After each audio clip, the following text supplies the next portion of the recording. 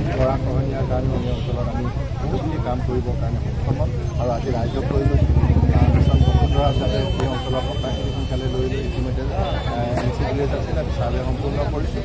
এতিয়া পলিগনবিলাক বনোৱাৰ কাম আৰম্ভ হৈছে। পলিগন শেষ হোৱাৰ লগে লগে পকা দিব পাৰিম আৰু সৌভাগ্যৰ জৰিয়তে বাকী থকা গাঁৱত লাইটো দিব পাৰিম। গতিকে আহি থকা দিনকেইটাত অন্ততঃ লাইট, পট্টা, ৰাস্তা, গৰা খহনীয়া এনেকুৱা কেইটামান কাম খুব কম দিনত জীয়াটো ভুগিব লাগে সেইটো দেখি অতি বেয়া লাগে। বাৰিষা দিনত এটা বেলেগ ব্যৱস্থা, খৰালি দিনত এটা বেলেগ ব্যৱস্থা। আমি মুখ্যমন্ত্ৰী মহোদয় প্ৰধান বৰুৱা ডাঙৰী আৰু মই ইলেকশ্যনৰ মিটিঙত এনাউন্স কৰি দিয়কচোন, ধূনাৱতী দলংখন বনাই দিব লাগে। মুখ্যমন্ত্ৰী মহোদয় ভাষণত কৈ দিলে যে মই ধূনাৱতীৰ ওপৰত দলং বনাই দিম। লখিমপুৰ সমষ্টি যদিও হেডকোৱাৰ্টাৰ সমষ্টি, আপোনালোকে যেতিয়া দেখিলে মন কৰিব 4টা পঞ্চায়ত একেবাৰে বিচ্ছিন্ন। সেইকাৰণে আজি বিদায় হোৱাৰ পিছতে প্ৰথম মহৰা চাপৰিৰ পৰা কামচুকলৈ ৰাস্তাটো আৰু সিফালে দৰগেপা গুণাগুটিলে এই দুটা ৰাস্তা প্ৰায় 10 কোটি 20 কোটি টকাৰ ৰাস্তা, দুটা ৰাস্তা মিলাই 10 কিলোমিটাৰ, সেইটো প্ৰায় 8 কিলোমিটাৰ সেইটো আমি কৰিম।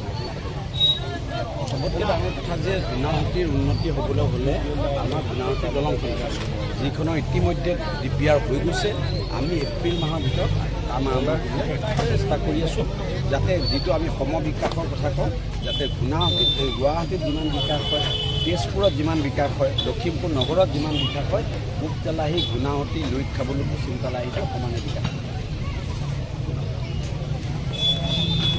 পৰা নামনি দৰগালৈকে আৰু এটা যাব মৰা চুকৰ পৰা একেবাৰে কামচুকৰ ফালেলৈকে এটা তো খুবেই ভাল লাগিছে। এই অঞ্চলৰ ৰাইজ আজি স্বাধীনতাৰ প্ৰায় 15 বছৰ গৌৰৱ কৰিবলৈ আজি এই অঞ্চলটোৰ যাতায়াতৰ ব্যৱস্থাটো একেবাৰে সুচল আছে।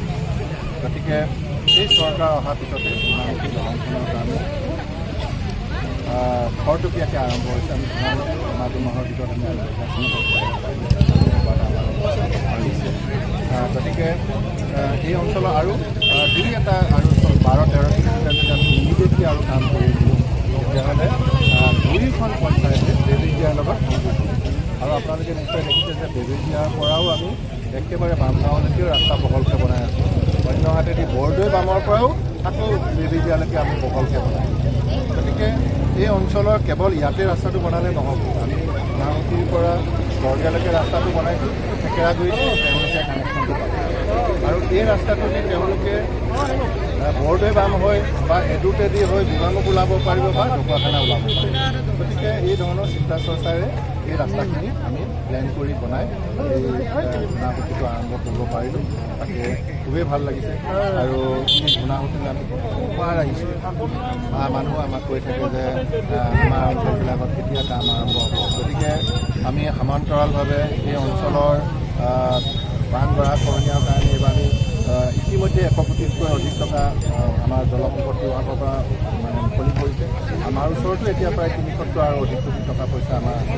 গতিকে বান গৰা খহনীয়াৰ কাৰণে এই অঞ্চলত আমি বহুতখিনি কাম কৰিবৰ কাৰণে সক্ষম হ'ম আৰু আজি ৰাইজক লৈ লৈছোঁ মিছন বসুন্ধৰা যাতে এই অঞ্চলৰ কথাখিনি সোনকালে লৈ ইতিমধ্যে NCDS আছিল আমি চাৰ্ভে সম্পূৰ্ণ কৰিছোঁ।